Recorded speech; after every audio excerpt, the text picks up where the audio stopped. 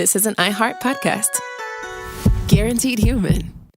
We've all tumbled down an internet rabbit hole trying to self-diagnose, and it leaves us more anxious than informed. Our feeds are full of wellness trends, but how do we know what's real, what's exaggerated, and what's just wrong? Health versus Hype from the American Medical Association breaks it all down. Emmy-nominated science communicator Trace Dominguez talks to doctors, influencers, and real people trying these trends, not to cancel them, but to understand them. Because when it comes to your health, who you listen to matters. So listen to Health versus Hype wherever you get your podcasts.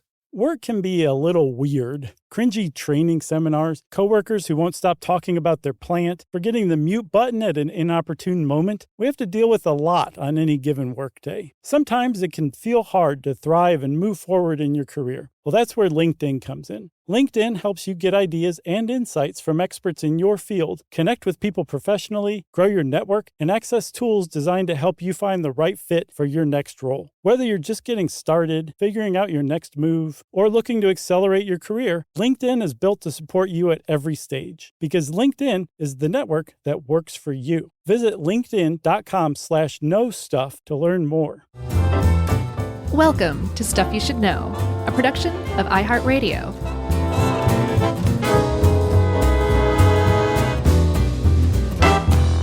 Hey, and welcome to the podcast. I'm Josh, and there's Chuck, and Jerry's here too, and this is Stuff You Should Know, another timely, topical edition of Stuff You Should Know, like I just said. That's right. As it turns out, weirdly super timely, because as of this recording date, yesterday, this is July 1st, yesterday, June 30th, will have been the final day for most USAID employees. Mm-hmm. I saw a headline yesterday in the New York Times where Bono cries. Bono probably did cry. But people like President George W. Bush and President Obama and Bono all got together and said, hey, USAID did so much good work. We're very proud of the work we did. George W. Bush in particular was proud of the program that started under his watch, the President's Emergency Plan for AIDS Relief that he initiated that saved 25 million people's lives. President Obama said, I wish I could do a good Obama. He said, ending USAID would go down as a colossal mistake. Ending your presence and your programs out in the world. And this was directly to employees. They did like video messages. That's why it's in that person. Yeah, I think they actually had a video call too for them. Yeah. Ending your presence and your programs out in the world hurts the most vulnerable, and it hurts the United States. To many people around the world, USAID is the United States. And then I got to read Bono's quote because, why not? Before you do, I just want to say, you nailed the Obama with the in the middle of it. Bono said, it's not left-wing rhetoric to feel hungry, heal the sick. If this isn't murder, I don't know what is. That was a pretty good Bono. Yeah, it was more of a Larry Mullen Jr. But we say all that because, I'm not really sure whether or not we should speak in the past tense on this with a lot of this stuff. Well, today's the day. So like you said, yesterday was the last day that USAID existed as an independent agency in the U.S. federal government. Today's the day that it got absorbed into the State Department. And I believe also today, the State Department, Secretary of State Marco Rubio, the former senator from Florida, announced that there is going to be some sort of new foreign aid agency called America First, which is a mind bender. Is it really? Yes. Oh, that's funny. So that it's not fully going away. It's just going to be restructured. They're going to be doing it differently. And it's really hard to say.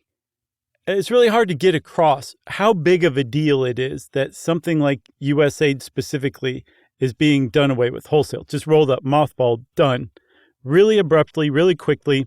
It's not being kind of slowly rolled back or anything like that. It just got its head cut off. Right? Oh, right, yeah. Within 6 months after it being announced, it was just done. And it's of course, because we're talking about the United States, it's a political hot button issue. Everything is a political hot button issue, but this one should not be a divided between the left and the right. This is how America influenced the entire world for decades. Some of it was really bad. Some of it was really good. But I feel like, me personally, it needed a lot of restructuring, but I think it was a good infrastructure, a good apparatus that just needed to be retooled. I think it was a little ham-fisted, to say the least, to just stop it immediately. That's my take on it. Yeah, I agree. And for a second there, a few minutes ago, I thought you were going to say Marco Rubio said it was now called America. Yeah. Is that a Team America reference? I think, yeah, that was from that movie, right? I think so. I hope so. Yeah, I think it was too. I saw there was who was it? There was a Democratic House member or senator the other day that was, as far as what you were talking about, and we're going to get into the numbers here and the history of everything, but he was talking about kind of what you were saying was like just kind of shuddering this, guys. If the budget of the United States is the height of the ceiling of this room, and it was a big room, he said the budget for USAID is these two credit cards stacked on each other. Wow. And he said, there has been waste in there and there has been some fraud, and we're going to cover that stuff because we like to be even-handed. Sure. He said, and that's it at its worst, but at its best, you're shuttering something that costs so little money for us that has saved tens of dozens of millions of lives of people. Mm-hmm.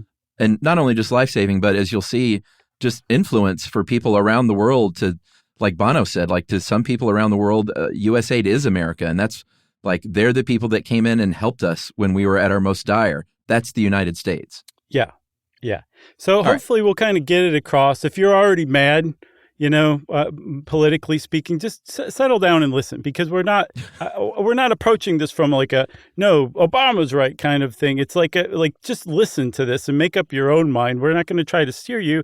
We were just sharing our own opinions on it. We're allowed to have those because we're thinking, feeling human beings. That's right. All right. So the U.S. historically is the largest single humanitarian aid donor in the world. We supplied about 40% of humanitarian aid in 2024 as either the wealthiest or one of the wealthiest countries in the world. Foreign assistance falls into these broad categories when it, and again, this is all foreign assistance. USAID is within that, as we'll see, but humanitarian assistance is about 25% of it. And this is like, medicine, food, and shelter to save people after epidemics and disasters and famine. Right. Development assistance is 60%. Those are programs installed to develop democratic nations economically, politically, socially. And then the smallest piece, is security funding, 15%. It's not a part of the U.S. military. They are programs to help strengthen foreign militaries and foreign police to, get their act together and instill some sort of rule of law where there might not be any.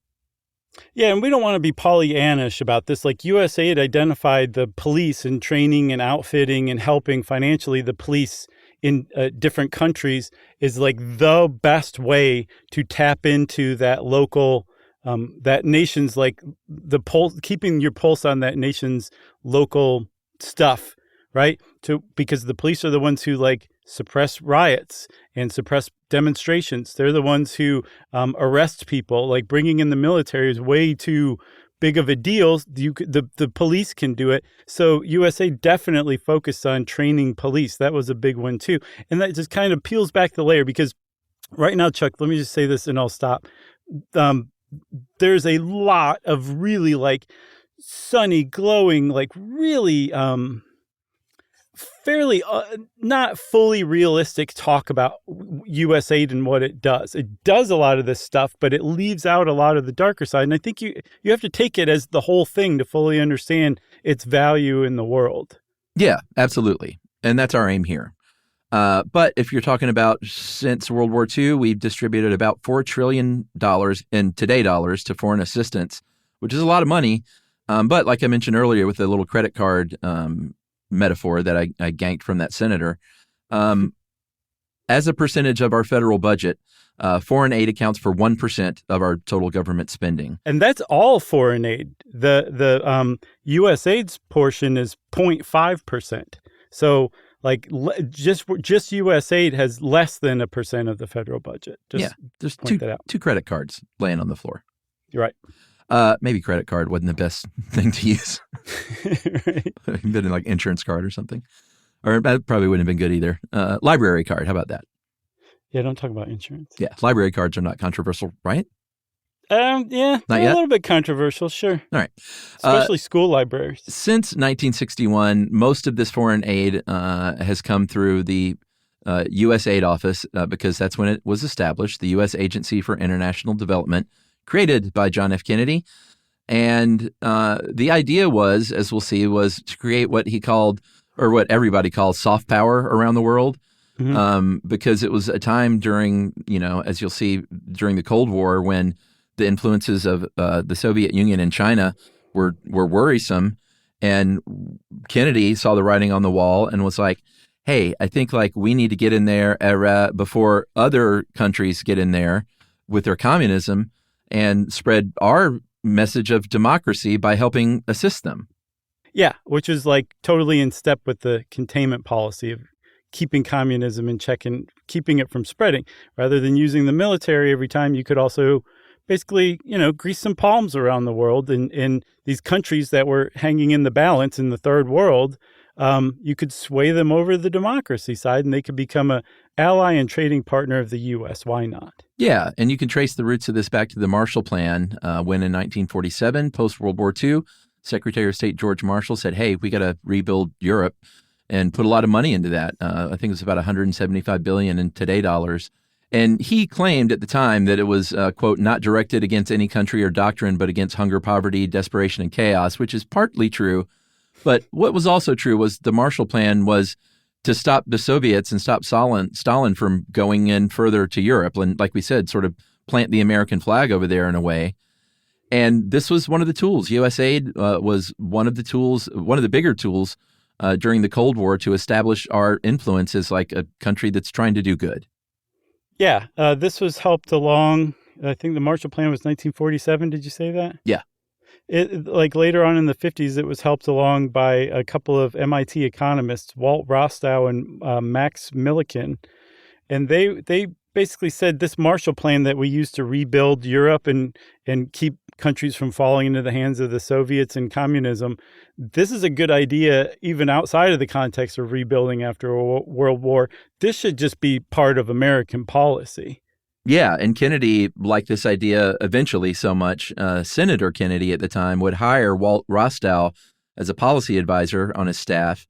And when he was elected president, he appointed him as his deputy national security advisor. And Kennedy, before, when he was a young congressman, he was not into foreign assistance. He was like, America first, we got to help ourselves first.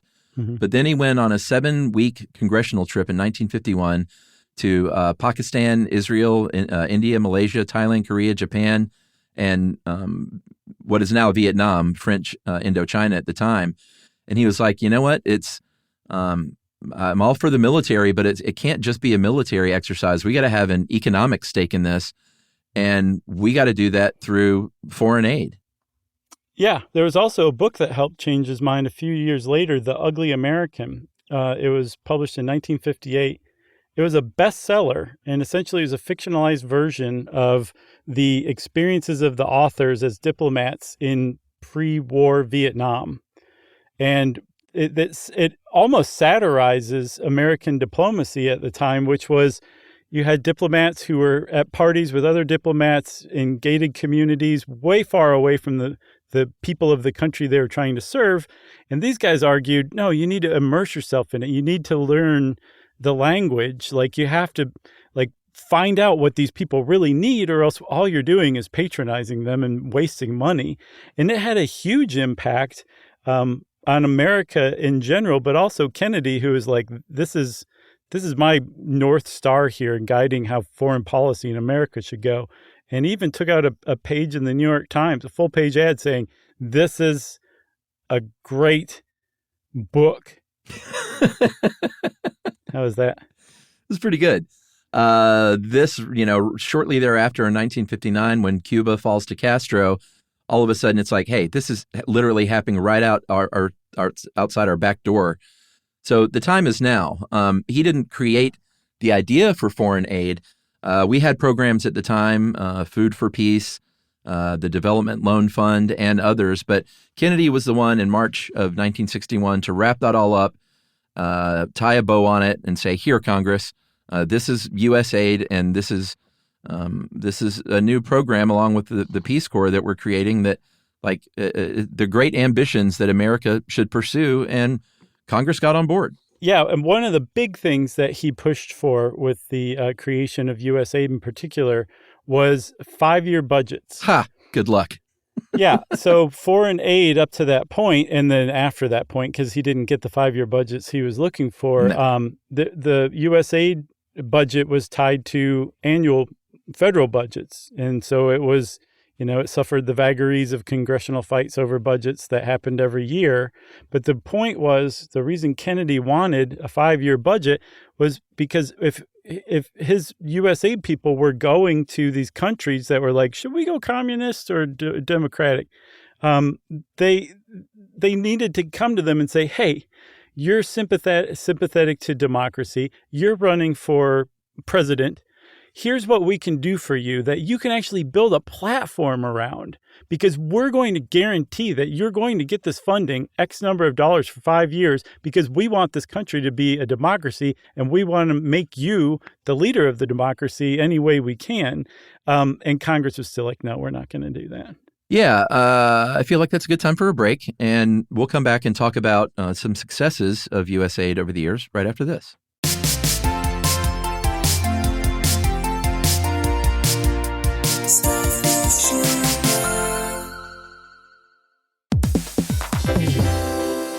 Have you ever invested in something that seemed incredible at first but didn't live up to the hype? Well, marketers know that feeling. They optimize for the numbers that look great, impressions, reach, and reacts. But when they don't show revenue, well, that's a not so great conversation with the CFO. LinkedIn has a word for that: bull spend. That's right, because you need to invest in what looks good to your CFO. LinkedIn Ads generates the highest ROAS, 121% of all major ad networks. You can reach the right buyers with LinkedIn Ads, and you can target by company, industry, job title, and more. So cut the bull spend. Advertise on LinkedIn, the network that works for you. Spend $250 on your first campaign on LinkedIn Ads and get a $250 credit for the next one. Just go to linkedin.com/SYSK. That's linkedin.com/SYSK. Terms and conditions apply.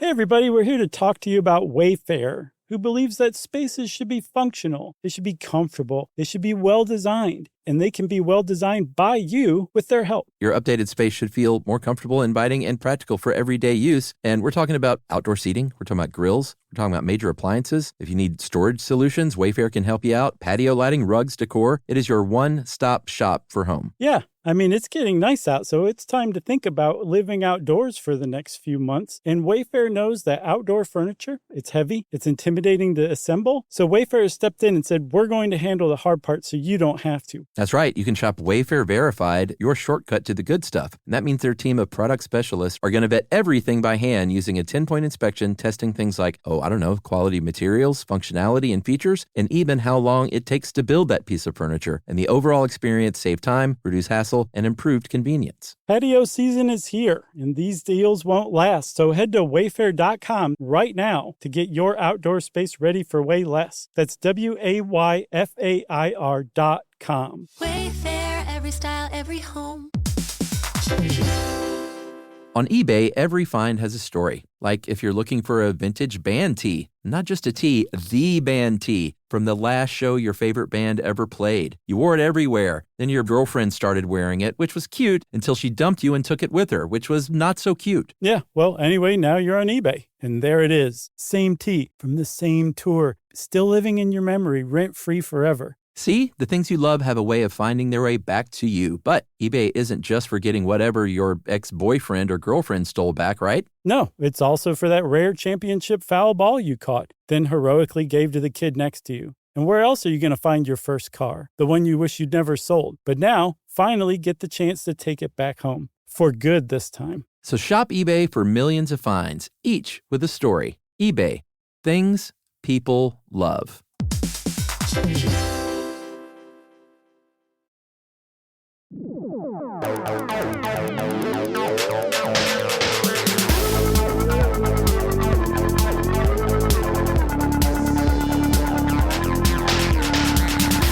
All right, so we're back, and as promised, we're going to talk about some of the success stories of USAID over the years.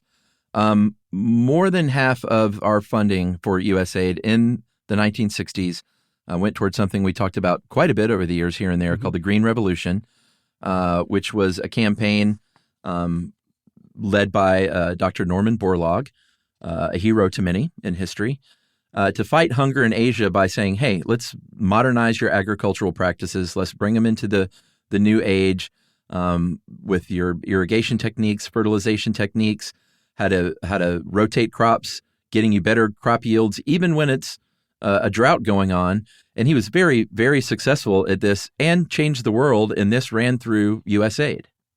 Yeah. So today's estimates put the number of lives that Norman Borlaug and the Green Revolution and USAID for overseeing this program saved was probably about 250 million people. So right out of the gate, one of the first things USAID does is save 250 million lives from starvation. Yeah. That's good enough. But at the same time, Chairman Mao is pushing the Great Leap Forward in China, where he's completely restructuring the agricultural industry, taking a ton of peasant farmers, putting them in iron and steel factories, and drastically limiting the food supply so that 45 million Chinese citizens die in 3 years. So people were able to look around and be like, wow, this communist idea really didn't work. This USAID idea worked really well. Tell me a little more about USAID.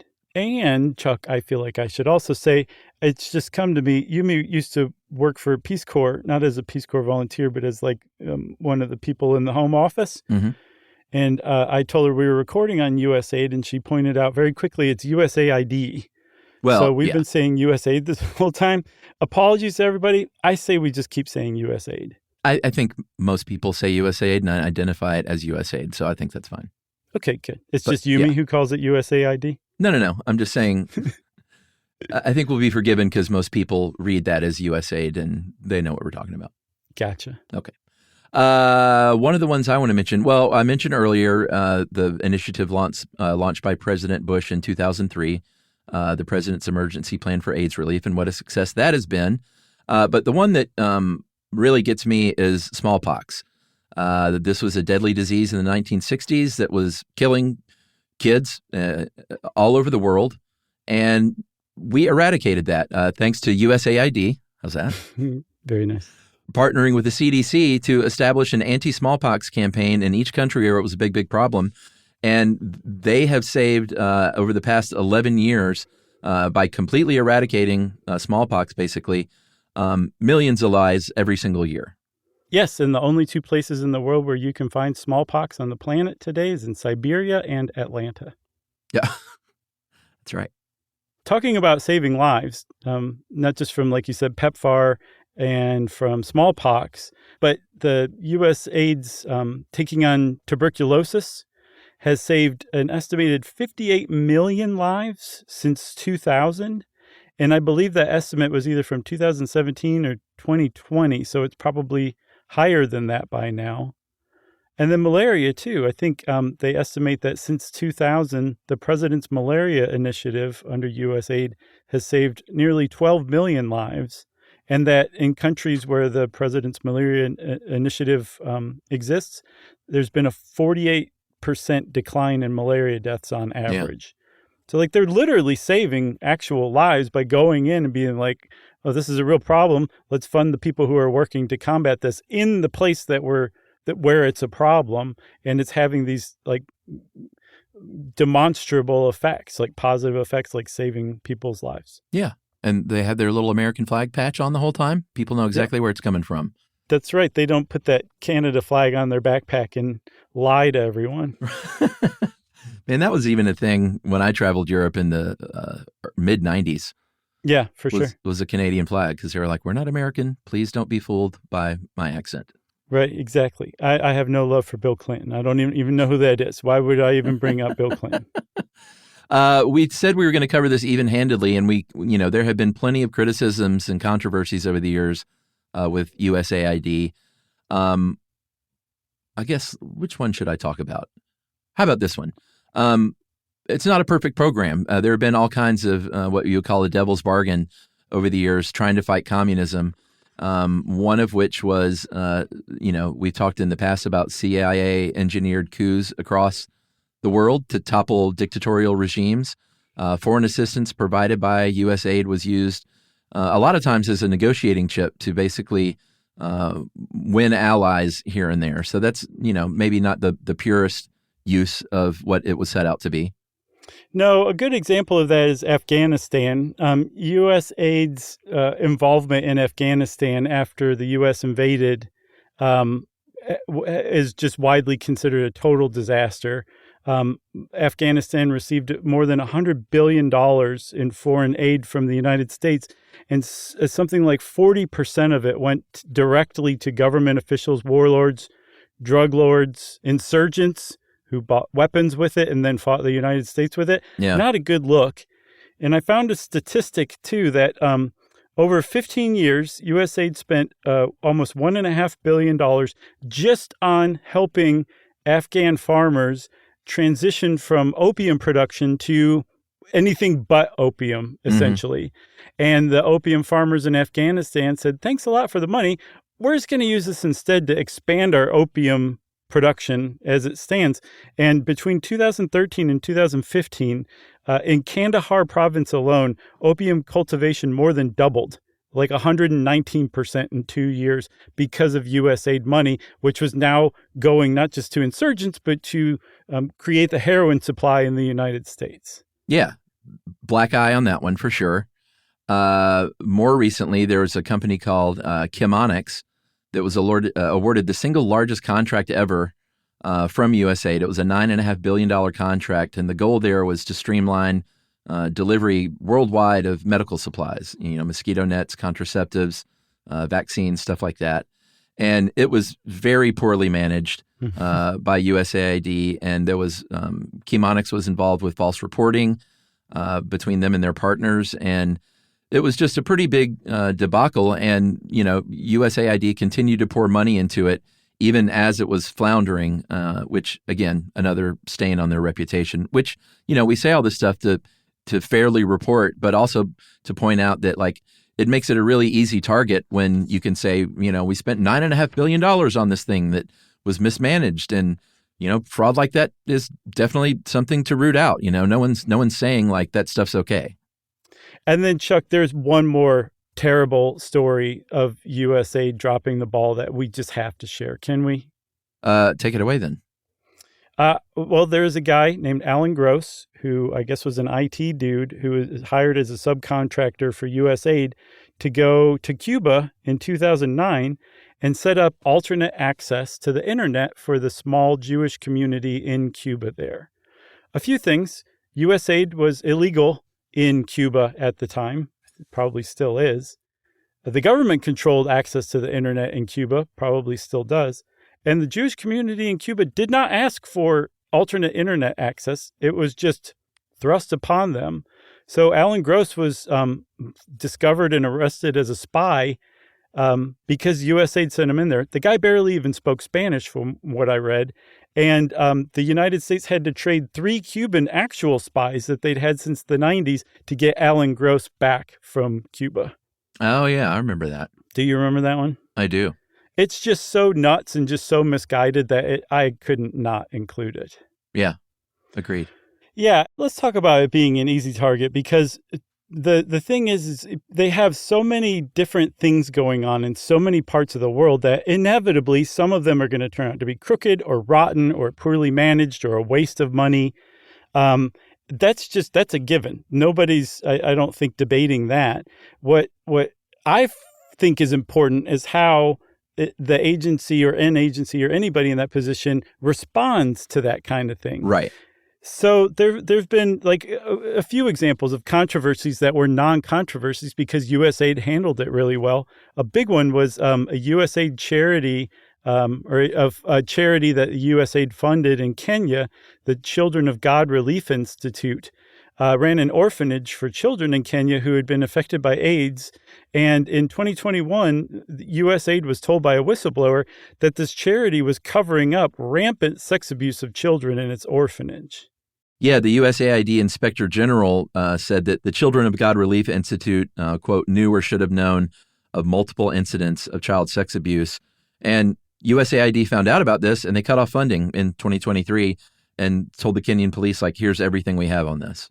Yeah, that's another kind of indirect service that USAID provides is they do high-quality international inspections of something like a single charity in Kenya, and then they share the information, the results of their inspections, their investigations, and sometimes it can bring criminal charges against people who were doing wrong. But really, USAID is making sure that their money's not being misspent or going to bad actors, but it has this other rippling effect that I think in some ways actually provides justice that otherwise might not have been provided.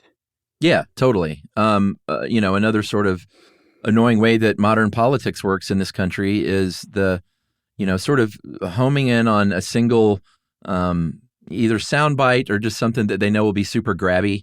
And both sides do this. I'm not like picking on any particular side here of the way we absorb our content these days. And like a big example of this is, we spent $50 million on condoms in Gaza, and that's just not true. That's not what happened, but no one cares to know the truth, it seems like, as long as they can run that headline and tweet about it, Yeah, it's just bad info all around. The $50 million is, so this group was actually getting an injection of $100 million. They were getting it in 50 and then another 50 later. So it wasn't even just $50 million. There was $100 million. It was going to a group called the International Medical Corps working in Gaza. They provide emergency medical services, and they do have there is some family planning that they provide, services they provide. But that includes way more than just contraception. And that's not anywhere near a focus of what they do in Gaza or anywhere else with their emergency medical services. And then to top it all off, the director of the International Medical Corps said, the money that we've already gotten, not a single dollar has been spent on condoms anyway. So this whole thing is just totally not just blown out of proportion, it's wrong. And yet, like you said, that's the soundbite that gets reported all throughout the news on any part of the spectrum. And it's just like, it's just such a bad time to take in information right now. Yeah, it's pretty depressing. I totally agree. Thanks. Should we take another break? Yeah, let's, because we've got much more. Yeah. We talked about some highs and lows. We're going to talk a little bit more about that and whether or not USAID is a good investment for the United States right after this.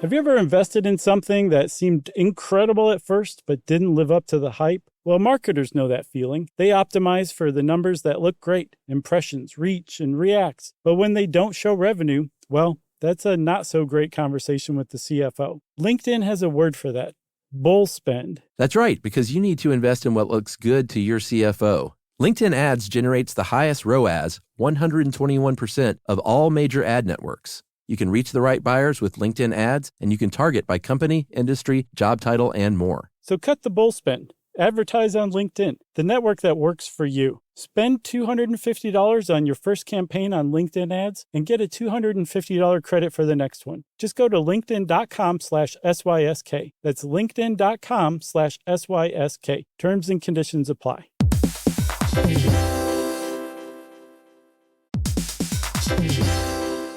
On eBay, every find has a story. Like if you're looking for a vintage band tee, not just a tee, the band tee from the last show your favorite band ever played. You wore it everywhere. Then your girlfriend started wearing it, which was cute until she dumped you and took it with her, which was not so cute. Yeah, well, anyway, now you're on eBay. And there it is. Same tee from the same tour. Still living in your memory, rent-free forever. See, the things you love have a way of finding their way back to you. But eBay isn't just for getting whatever your ex-boyfriend or girlfriend stole back, right? No, it's also for that rare championship foul ball you caught, then heroically gave to the kid next to you. And where else are you going to find your first car? The one you wish you'd never sold. But now, finally get the chance to take it back home. For good this time. So shop eBay for millions of finds, each with a story. eBay. Things people love. Everyone knows winter is the real mess maker. You don't need WeatherTech floor liners for summer unless you hit the beach and half the beach ends up back in your car, or the campsite dirt ends up in your trunk. Then you'd want a cargo liner, or a road trip goes sideways, lemonade spills, ketchup goes rogue, ice cream drips. Yeah, you'd be pretty happy about those WeatherTech seat protectors. So just to be clear, as the mud you're inevitably going to step in this summer, you don't need WeatherTech unless you plan on doing summer. Visit WeatherTech.com today.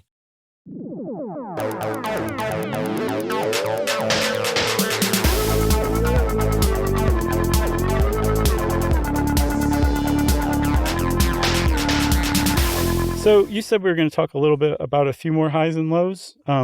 Just today, I would guess this was strategically released. The British medical journal, very respected British medical journal, The Lancet, released a report that said that since, I think, 2000, maybe 2002, I can't remember, an estimated 91 million preventable deaths have been prevented because of USAID funding. It's pretty impressive. 91 million people? Yes. All right. But, and that's in like 25 years, something like that. It's not since they started. But they also estimate that within the next 5 years, by 2030, about 14 million preventable deaths won't have been prevented because of the cuts to USAID funding. Right. Which is not good. No, it's not. And, you know, that's like, that kind of brings us to whether or not it's a good investment for the U.S. You know, we've kind of mentioned some of the highs and lows, and at its best, you are saving, you know, hundreds of millions of lives since its inception. At its worst, cost billions of dollars for, you know, dictators to line their pockets sometimes, or criminals to get funded, and arms get funded, and drugs get funded. Mm-hmm. So it's a reasonable thing to put it under a microscope for sure. A little bit more about the budget. You know, 2024, the budget was $21.7 billion, which is 0.3 of the total federal spending, which is $6.8 trillion. 0.3% compared to 4% for the Department of Education, also going away. And the Department of Defense at 13% compared to 0.3%. Since 1980, USAID spending has increased 106%, while overall government spending has increased close to 200%. So it's not like it's even kept pace with our spending as a government overall since 1980. Right. And so that's the best you can do, essentially, when you try to talk about whether it's a good investment, is point out how little we actually spend on it. Right? Yeah. You know, because it's basically impossible to calculate the return on investment, because the return on investment is worldwide goodwill toward the United States. And the United States can be like, hey, you know that favor you owe me? I'm calling it in because we're putting a military alliance together, or this giant American business wants to start doing business in your country, whatever it is. And that is actually something that made me curious about why Trump was so hell-bent on shutting down USAID, because it's not like he's not into people owing him favors. With USAID, it's an unwritten thing. Like, you owe America favors now. Yeah. Like, you're our friend, but it's not like we're just giving you money and it's just strictly goodwill, just strictly life-saving. That's the stated goal, but there's also an undercurrent there where, like, if we call in a favor, you better come to our help. Yeah, that is fairly perplexing. I never really thought about it like that, because, I don't know, kind of one of his things is leverage. And right. Yeah, that's a better way to put it. That keeps that leverage in place. So, yeah, it's very interesting. As far as what Americans think about this is a poll from Pew Research in 2019, so it's a little bit old. It might be skewed a little bit differently now, but they thought it was kind of split, 30-30-30, 30%, or 33-ish% thought that we should increase foreign aid spending. About 33% said we should reduce it, and about a third said we should keep it about the same. Yeah, so take that for what it's worth.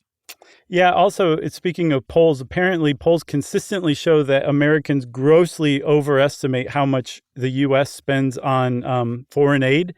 Typically, Americans think we spend about 25% or a quarter of our national budget on foreign aid. That's staggering that people think that. Again, remember, we spend roughly 1%. I think it was 1.2% back in 2023. So, like, just the difference in perception is nuts. I wonder how many people out there are like, wait, it's that, and we're not doing that anymore? I wonder if that's going to be an outcome of it or not. I also feel like, we should wait and see what this America First Agency's policies and things are, if they reactivate some of these existing networks or infrastructure that USAID already had, or if they're just starting over from scratch. So I'm curious about that. Yeah, I mean, I think, to insert my opinion here, because we are real humans and we have them, what frustrates me the most, I think, is that this idea, like you just said, like there are people out there that think we spend 25% of our money on other countries, which is a joke, that they will be like, how much better my life is going to be when we cut off funding to help these people around the world and help us instead. When that doesn't happen. Yeah, that's a good point. And when their lives don't change at all in any way, I just wonder if anyone's going to look back and say, God, I mean, it might be 50 years from now. They're like, what a horrible thing that we did to not help the most vulnerable people of the world, when people thought that all of a sudden their life was going to look better in the United States because we stopped saving the lives of others. I don't know. I feel like we've, as Americans, have really demonstrated the ability to do all sorts of mental gymnastics to support our points. So who knows? Yeah, that's a good point. One other thing that's a big problem with just rolling back USAID, especially so abruptly, is USAID is a thorn in autocrat sides around the world. Like if you allow USAID to work in your country, you got to take what you like and what you don't like. You can't. It's not a buffet. So USAID supports a lot of like pro-democracy groups and organizations in countries that are kind of short on democracy. And now those groups are going to be left without funding. Also, very importantly, left without implicit American support for them and them not being abused or their human rights being abused. And they're basically just being left out to dry. And autocrats are going to be able to do more of what they do. So it is very much a blow to global democracy as well to just lose USAID. And there is one more thing that is causing concern among people who are concerned about this. And that is that this is going to leave a vacuum around the world in foreign aid that China in particular is going to be happy to step in and fill. So they will be the ones growing influence around the world, and they're already at it, actually. The U.S. spent $3.8 trillion, remember, in foreign aid over the last 80 years, since World War II. China has spent $1 trillion already just in the last 12 years. So not only will we be losing our ability to make and keep friends, we'll be giving our biggest rival a chance to gain even more. Yeah, for sure. And if you're depending on what side of the fence you're on with this, you might think, hey guys, you didn't talk about this, and this, and those were all bad programs. There are other people that might say you didn't talk about this, and those are all great programs distributed through USAID. And that, we just don't have hours and hours to go over every single thing. We tried to cover a little bit of both. Yeah, I feel like it's worth saying then, there are, like you, especially if you are critical of America's influence around the world and especially the underhanded version of it, USAID is very much involved in that. So if you're critical of that, you were probably critical of USAID, and you're probably not exactly shedding a tear for USAID being rolled back. That's definitely one point of view out there. I think if we're talking about trying to be fair here, I think that's an important thing to point out. Yeah, for sure. So USAID, I think hopefully we've presented enough info that you can make up your own mind. We certainly respect you trying to do that. Don't just listen to us. And of course, that means it's listener mail. Yeah, since Josh just said, don't listen to us. I think that's a good rule of thumb, right? Great advice from a podcaster. Mm-hmm. Hey guys, this is another Chuck correction. It was kind of on both of us, I guess. Okay. Hey guys, longtime listener, really enjoy the variety of topics. For the first time in 10 plus years, I feel compelled to write in and ask for a correction. During the Sunset Boulevard episode Tangent, you guys were talking about American graffiti, and surmised that it was based on the Sunset Boulevard, cruising zone. That is not correct, guys. I never knew this. American Graffiti is based on coming of age in Modesto, California. That's what we said. This is where George Lucas grew up, guys. The movie references a number of local streets, roads, and nearby cities. It was not filmed here, but was definitely based on the car cruising culture in Modesto in the 60s. And I didn't know that, Rich Ulm from Modesto native. And I wish I had known that, because I link Modesto in my mind to one of my top 3 modern bands of all time, Granddaddy, out of Modesto. Oh, Granddaddy. Yeah, they were great. Yes. I thought you were going to talk about Red Tail or Red Hawk beer. Oh, no. Is that a Modesto beer? Yeah, it's really good. I'll have to try that. That's all I got. That was Rich. That was Rich Ulm. Well, where were you when we needed you, Rich, when we were talking about it being set in L.A.? That's my question. Not in Modesto, because he said Modesto native, so probably not still in Modesto. No, he could still be in Modesto. Yeah, but I figured he would say current Modesto resident, and here's where I live. Maybe. Maybe. Okay, well, either way, Rich, maybe you can email back in and let us know which is the case. And while we're waiting for an email from Rich, we're also waiting for an email from you. You can send it to us at stuffpodcast@iheartradio.com. Stuff You Should Know is a production of iHeartRadio. For more podcasts from iHeartRadio, visit the iHeartRadio app, Apple Podcasts, or wherever you listen to your favorite shows.